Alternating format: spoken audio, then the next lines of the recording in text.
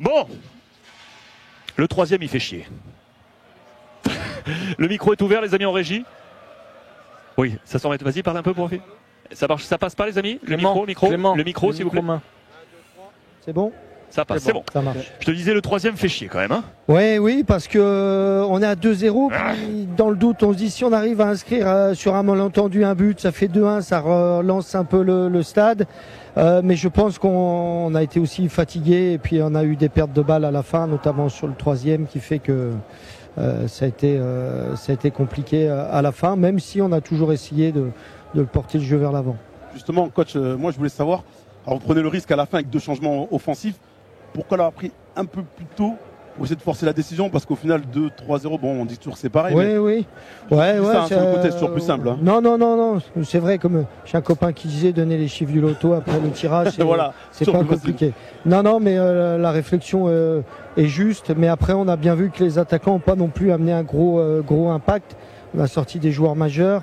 Et je suis pas sûr que les changements, c'est plus la lucidité d'arriver dans le dernier tiers et d'être clinical, d'être précis, quoi. Ouais. Donc c'est envie plus ça d'attaquer qui le but aussi peut-être par moment.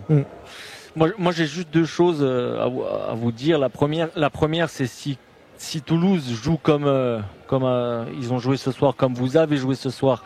Honnêtement, en toute sincérité, je vois pas comment ça pourrait mal se passer tellement vous avez été conquérant et malgré ce 3-0 sortir d'une défaite la tête haute, c'est assez rare.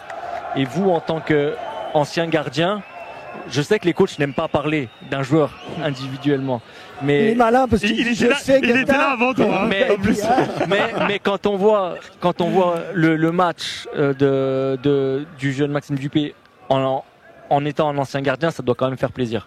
Oui, on a vraiment. J'ai 2 très bons gardiens et Max depuis le début de saison est impeccable. Et là, il a fait un gros match parce que c'est vrai qu'on se dit 3-0 c'est dur, mais on a concédé quand même des grosses occasions que Max a sorties. Le seul regret, c'est de pas pouvoir d'en avoir mis un.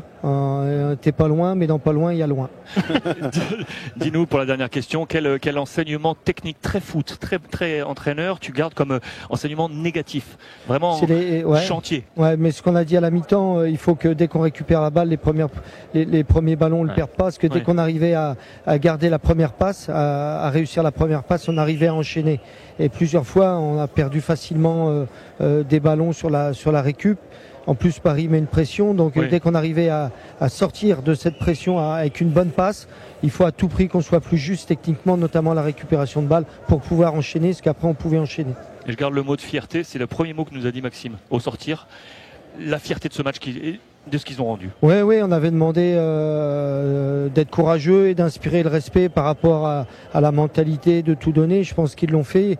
Ils sont frustrés de perdre forcément, mais contre cette équipe de Paris à qui on souhaite le meilleur en Champions League. Maintenant, on était des ennemis, mais on devient les supporters et amis de nos amis du PSG pour la Champions League.